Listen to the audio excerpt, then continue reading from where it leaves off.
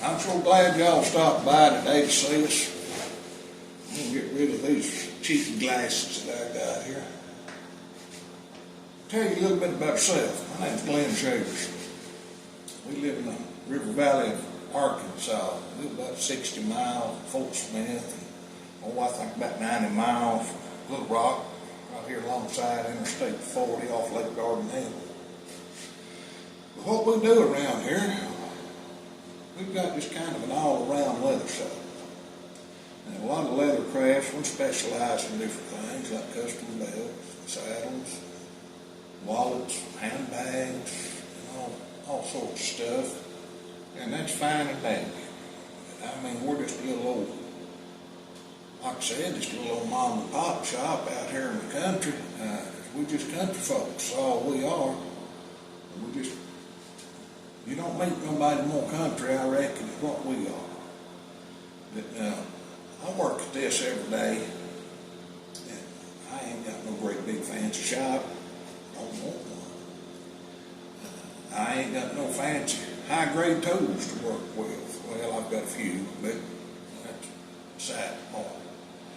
I'm going to show you how I build things.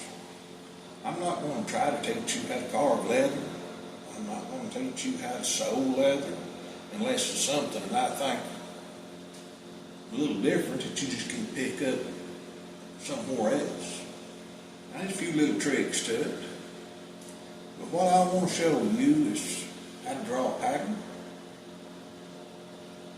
how to put it into operation, how to make good, usable, high quality stuff that working folks can afford to buy.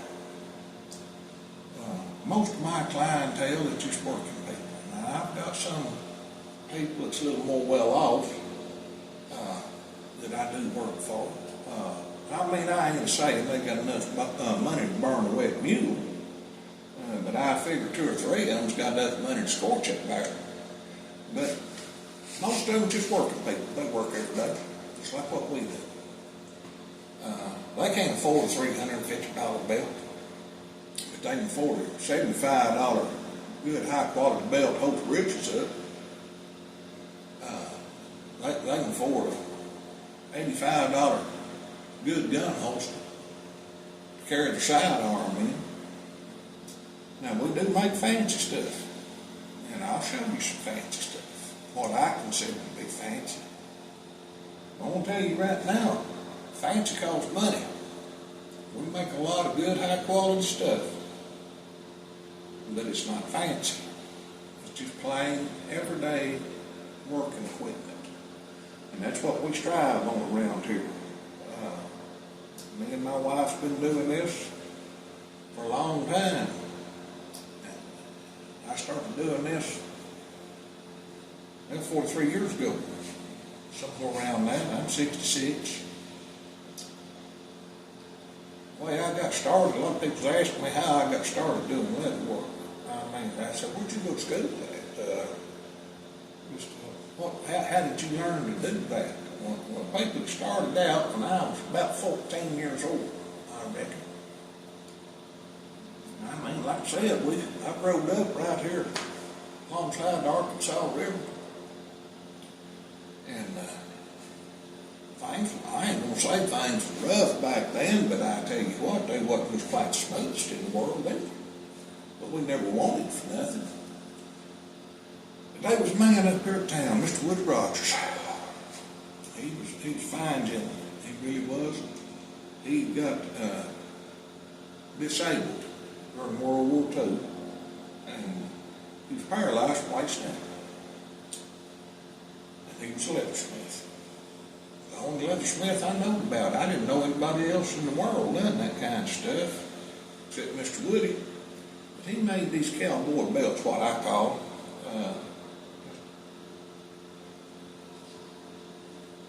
What they was, just carved out leather. Of course, that's leather. Had the name then set in the back of them. Had it all cut out. Had the name put in there. Had that white leather behind it. Had that white buck stitching going all the way around it there. Oh man, they look so cool. And I wanted one of them so bad. and I couldn't afford it. Well, hell, he got $12.50 a piece for them things. And I mean, when you were a kid growing up in Arkansas here, and you were hauling square bales of hay for a nickel a bale, or picking these blame peaches around here, 35, 40 cents an hour, or splitting posts for $30 a load, and you're splitting that 4 different ways. It's kind of hard to come to $12.50. Well, I never did get me one of them things, and I wanted one so bad. I got out of high school, I headed west, and wound up in Colorado. I was working out there, and I run across a set of leather tools. Now, I've told this story many times. I can't remember if it's a yard sale or auction. But I mean, I know we was at this place. Now, whether they was having a state auction, I can't remember. Man, there's a lot of things I can't remember anymore. But anyhow, they had this little set of leather tools there. And, oh, I give a high price. I think I give $5 for them. And I set out trying to learn how to use it. And I worked and I worked and worked. Boy, it didn't look right, couldn't it? It just wasn't going real good. And then I found out if you wet that leather before you went pounding on it, all things go so much better. Things really went moving then. And I just kept trying to get better and better and better and learn more and more and more. And I messed up and messed up and messed up. There's a lot of things to do something wrong. But you can do, a lot of ways you can do something wrong. There ain't very many you can do it right. And I'm kind of hard-headed type feller. I mean, I never let education or qualifications stand in the way of me doing something I wanted to do. I set my mind to it. And I didn't have nobody to teach me. They wasn't no such blind things as YouTube or internet or pull up a video on how to do anything in the world. You had to learn it on your own. And there was some books out there that would give you some directions. I tell you what, you had to learn it on your own. And that's the way that I learned. And what I'm going to try to show y'all is how I build stuff. I've been building stuff for a long time. And I don't do it like what other folks does usually. I do it what suits me.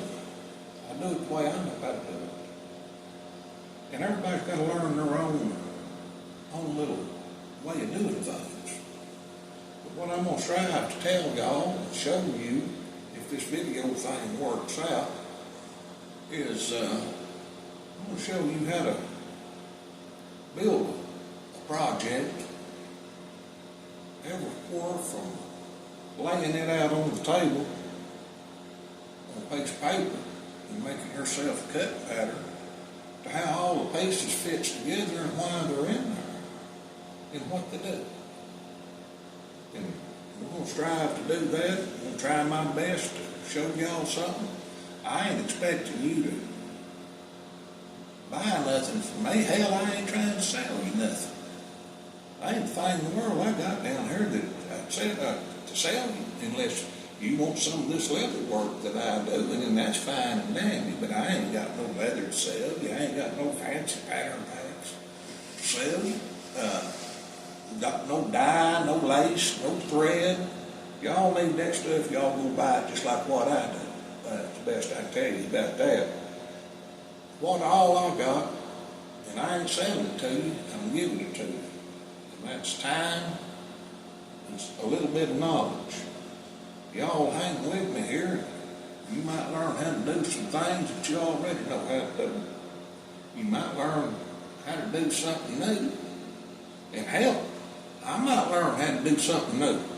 Because I'll guarantee you this, the day you stop learning how to do something and you think you got it all under control, the good Lord's got a way of humbling you about stuff like that. And you're gonna run across something that you don't know how to do.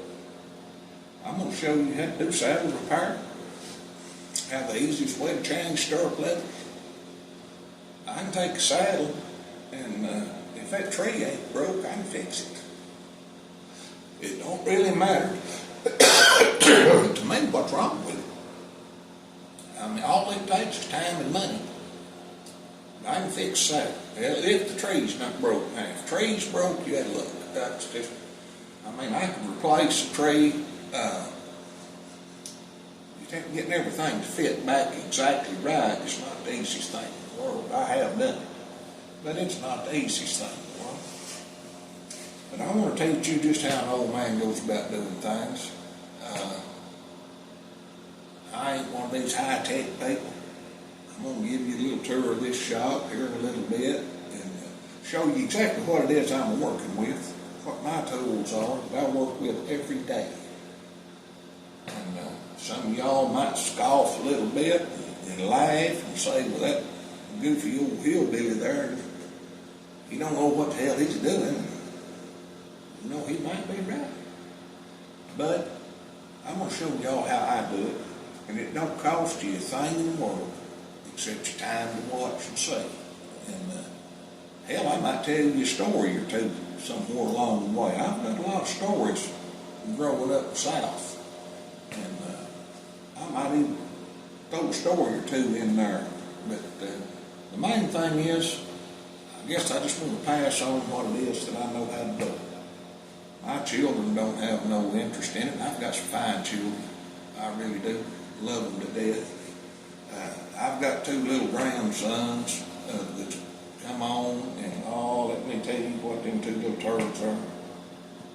I've decided since we had grandchildren, and I'll give you thoughts on life too, from an old man's perspective as we go through these videos. And I'm going to give you my first thought on life right now, and that concerns children and grandchildren. I thought long and hard about this, and I have decided that children are a curse God puts upon you for the sins you youth. And grandchildren is that wonderful blessing He gives you to make up for that terrible joke He played on you when you was young and felt good. Y'all come back and visit with me.